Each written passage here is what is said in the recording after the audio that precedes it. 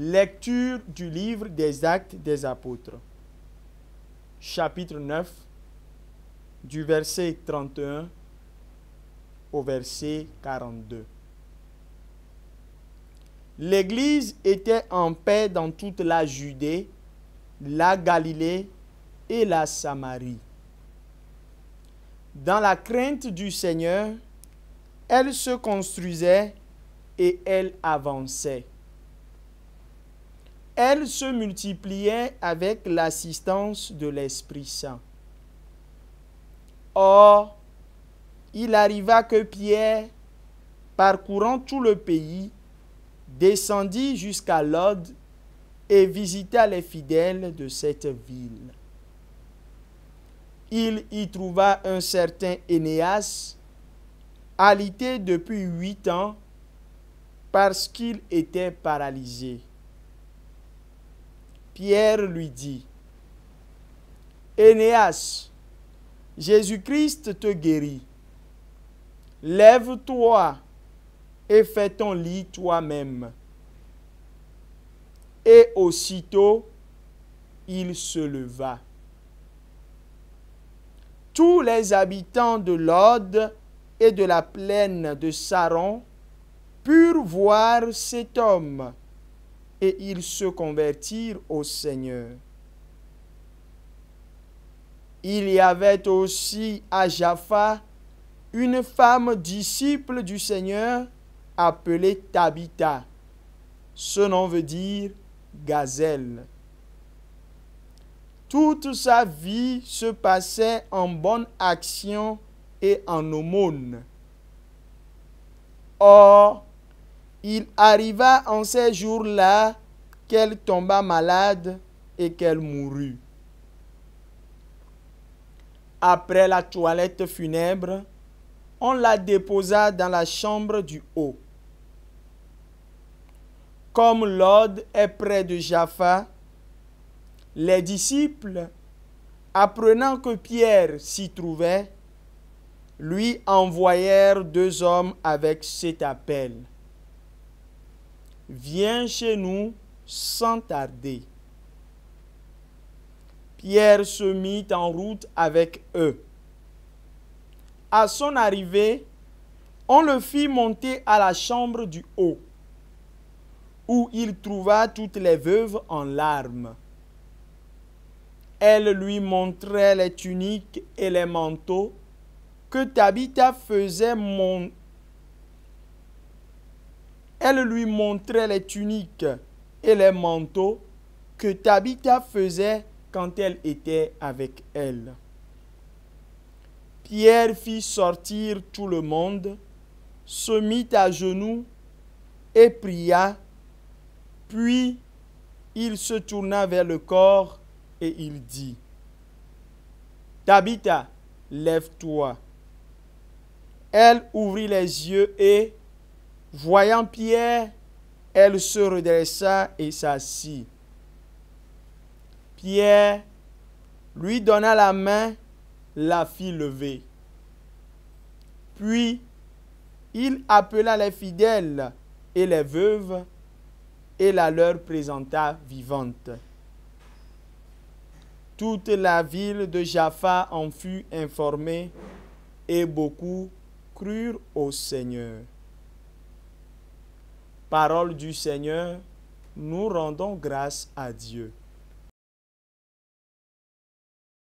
Je rends grâce au Seigneur pour le bien qu'il m'a fait. Je rends grâce au Seigneur pour le bien qu'il m'a fait. Comment rendrai-je au Seigneur tout le bien qu'il m'a fait? J'élèverai la coupe du salut, j'invoquerai le nom du Seigneur. Je rends grâce au Seigneur pour le bien qu'il m'a fait. Je tiendrai mes promesses au Seigneur, oui, devant tout son peuple. Il en coûte au Seigneur de voir mourir les siens. Je rends grâce au Seigneur pour le bien qu'il m'a fait.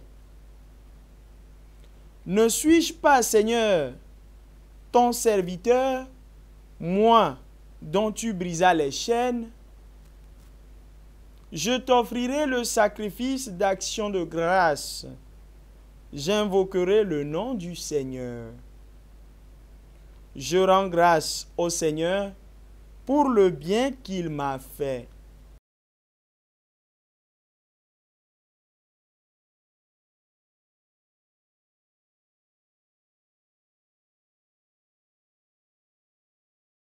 Acclamation de l'Évangile.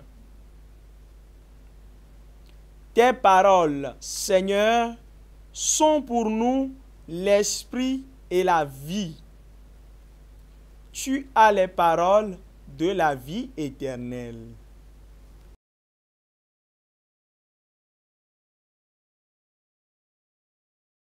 Bien-aimés dans le Christ, nous sommes aujourd'hui samedi 10 mai. Et la parole de Dieu qui nous est proposée, extrait de l'évangile de Jean, chapitre 6, versets 60 à 69. En ce temps-là, Jésus avait donné un enseignement dans la synagogue de Capharnaüm. Beaucoup de ses disciples qui avaient entendu déclarèrent, cette parole est rude. Qui peut l'entendre? Jésus savait en lui-même que ses disciples récriminaient à son sujet et il leur dit, cela vous scandalise? Et quand vous verrez le Fils de l'homme monter là où il était auparavant, c'est l'Esprit qui fait vivre. La chair n'est pas capable de rien. La chair n'est capable de rien. Les paroles que je vous ai dites sont esprit et elles sont vie. Mais il y en a parmi vous qui ne croient pas. Jésus savait en effet depuis le commencement quels étaient ceux qui ne croyaient pas et qui était celui qui le livrerait. Il ajouta, voilà pourquoi je vous ai dit que personne ne peut venir à moi si cela ne lui est pas donné par le Père. À partir de ce moment, beaucoup de ses disciples s'en retournèrent et cessèrent de l'accompagner. Alors, Jésus dit aux 12, voulez-vous partir vous aussi? Simon-Pierre lui répondit, Seigneur, à qui irions-nous? Tu as les paroles de la vie éternelle. Quant à nous, nous croyons et nous savons que tu es le Saint de Dieu. Acclamons la parole de Dieu. Louange à toi, Seigneur Jésus.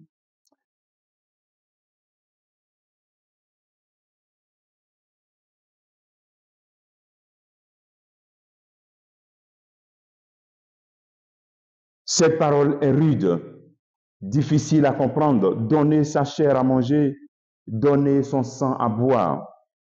Une parole rude qui suscite le départ de beaucoup de disciples qui ne cherchent pas à comprendre. Jésus qui se donne comme nourriture, qui comble nos faim, qui étanche nos soifs. Lui, la vraie boisson. Mais cette parole est difficile à comprendre.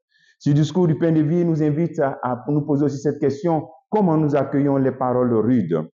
C'est-à-dire les paroles fortes qui touchent notre vie, qui nous demandent beaucoup. Comment tu les accueilles? En retournant en arrière ou en disant comme Simon-Pierre, Seigneur, à qui irions-nous? Tu as les paroles de la vie éternelle. Et quand on fait l'expérience réellement du ressuscité, même si la parole est dure, même si cette parole peut être scandaleuse dans le sens où elle est forte et fortement positive, ou bien peut sembler être au-dessus de nos forces, quand on fait l'expérience du ressuscité, on accueille cette parole. On accueille cette parole dans une attitude de disposition. Lorsqu'on fait l'expérience du ressuscité, le message peut être rude, peut être difficile, mais on demeure ouvert et disposé à l'appliquer. Car faire l'expérience du ressuscité, c'est faire comme la Vierge Marie. Lorsqu'elle a reçu l'ange, elle n'a pas dit, mais pourquoi moi? Mais pourquoi je dois faire ceci? Mais c'est difficile. Comment cela sera-t-il possible?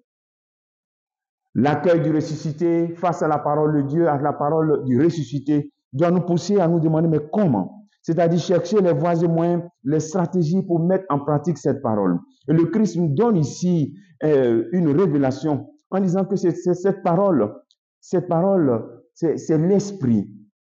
C'est l'Esprit qui fait vivre cette parole en nous. La chair n'est capable de rien. Dans la chair, nous ne pouvons pas accueillir les paroles de Dieu difficiles, les paroles de Dieu qui touchent notre vie et nous exigent. Nous devons les accueillir dans l'Esprit. Sans communion avec l'Esprit Saint, il est impossible d'être ouvert à cette parole. C'est pour cela que tu dois invoquer constamment l'Esprit Saint et dire comme la Vierge Marie, mais comment je pourrais mettre cela en pratique avec la force de l'Esprit Saint? Et encore te dire, comment le Seigneur peut me demander quelque chose d'impossible? Comment le Seigneur peut me demander quelque chose qui est au-dessus de ma force? Si lui me donne l'Esprit Saint, s'il est toujours avec moi, s'il s'appelle l'Emmanuel, Dieu avec moi. Et comme Simon Pierre, nous devons aussi dire, Seigneur, à qui irions-nous? Tu as les paroles de la vie éternelle. Restez avec lui, quelle que soit la dureté de la parole. Et comprendre que lui-même nous aide. À qui irions-nous? Tu as les paroles de la vie éternelle. Alors donc, c'est comme accueillir cette parole comme l'essentiel. Ce qui nous remplit, ce qui nous comble, c'est la volonté et la parole de Dieu. Comme travail que tu pourrais faire en ce jour, c'est de poser cette question simple. Aussi comme Simon Pierre. Est-ce que tu peux dire, Seigneur, à qui irai-je? Je n'ai que toi seul. C'est mon plan A, c'est mon plan B, c'est mon plan Z. Je n'ai plus d'autres plans. C'est toi seul, mon unique plan. Que Dieu te bénisse au nom du Père et du Fils et du Saint-Esprit. Amen. La SMA Togo TV vous propose dès à présent ses services de reportage photo, vidéo pour vos différents événements. Mariage, anniversaire, concerts, conférences et même les veillées funèbres. Et ceci en soutien à la mission de l'évangélisation. Contactez-nous au numéro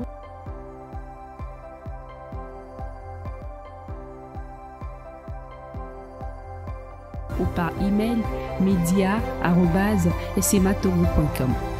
SMA Togo TV, la première chaîne missionnaire.